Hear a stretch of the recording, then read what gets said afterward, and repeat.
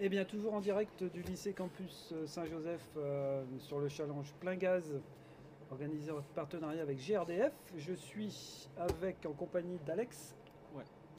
et d'Arthur qui sont également en terminale STI 2D. On vient de faire l'interview d'une autre équipe. Donc alors un petit ressenti de la journée. Je crois que vous avez dû donner un nom à votre équipe. Oui, C'était quoi? les méthaniseurs. Les méthaniseurs. Bah écoute, nous sommes tous des méthaniseurs sur pattes, hein, comme on dit. Alors, et le thème choisi? C'était l'intégration des unités de méthanisation dans le paysage. Ouais. Et donc on va pas trahir de secret, mais c'est quoi vos réflexions?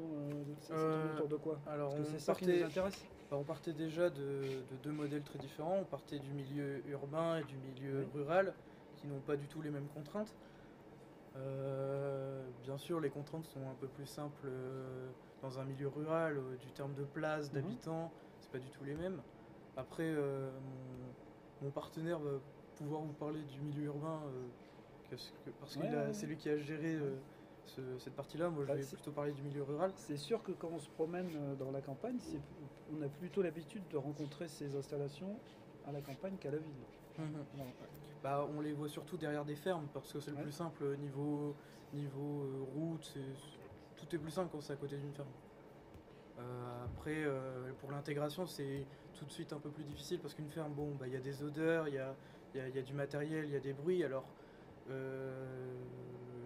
différentes solutions sont possibles.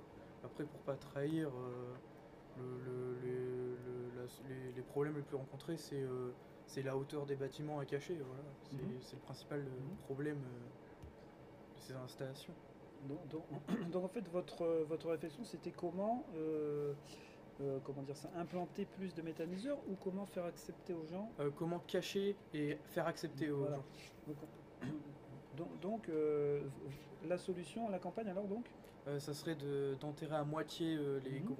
ce qui est le plus gros, donc les cuves, Ouais. et de laisser que le dôme apparent Hein. pour tout ce qui est entretien, réparation. C'est l'idée la plus, entre guillemets, la plus simple pour abaisser le dôme pour qu'il soit moins voyant. Donc, lors de votre prestation orale, là, vous avez fait un constat On a fait et un ensuite constat, on a expliqué les présenté une solutions solution. pour ce qui est du rural, et on a fait aussi un constat et des solutions pour D'accord. Bah, alors, milieu. donc, c'est Alex qui va nous parler de la ville. Ouais. Ouais, bah du coup à la ville, on a beaucoup moins en temps normal d'installations de ce type en ville. Du coup, il faudrait réussir à les installer puis les faire accepter aux gens. Mais du coup, la meilleure façon, c'est un peu de les cacher les installations de façon à ce qu'il n'y ait que les locaux qui habitent ici qui les voient. Donc par exemple en pouvant les enterrer sous terre ou alors puis mettre un parc dessus, même si le parc il faudrait le clôturer parce que les gens n'ont pas le droit de marcher Mhm. par-dessus une installation comme ça. Mhm. Ou alors, faudrait aussi du coup mettre des fermes, des fermes éducatives, de Mhm. façon à que les parents puissent y aller avec leurs enfants et puis qu'ils puissent savoir à quoi ça sert réellement l'installation. Et du coup, en même temps, ça permet de sensibiliser au niveau écologie, tous les trucs comme ça, ce genre de ferme, puis peut-être pouvoir aussi faire donner des passions aux enfants. Mhm.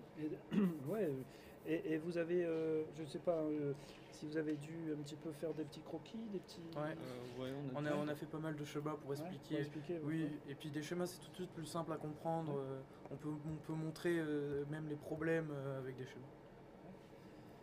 Et alors, si je pose une question au niveau de la journée, bon, ça n'est pas fini, il y aura encore la remise des prix. J'espère que voilà, peut-être vous allez gagner, ça serait top.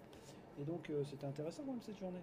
Ouais, Oui, on a pu apprendre diverses choses, malgré que certains de notre groupe savaient déjà un peu le Oui. concept. On a pu apprendre un peu plus et avoir moins de préjugés, parce qu'on a quand même des préjugés, même si on connaît le thème. On a pu supprimer les préjugés qu'on avait en arrivant. Parce Ok. qu'on a dû faire des recherches et ça nous a permis de nous renseigner un peu plus. Et pour finir, l'oral, c'est passé comment? Comme bien. Bien. Ouais. Ouais, il y a eu des questions, il y a pas de questions. Ils nous ont surtout encouragés, ils nous ont surtout dit que l'exposé avait un bon fil, que c'était une bonne idée, dans la généralité, que c'était une bonne idée, nos solutions. Bon, ben, c'était un bon entraînement pour le futur grand oral. Oui, Hein, un oui, petit après, entraînement. il y aura peut-être un peu plus de stress Ah lors du bah, grand c'est oral. clair. Là, c'était un exercice sans stress.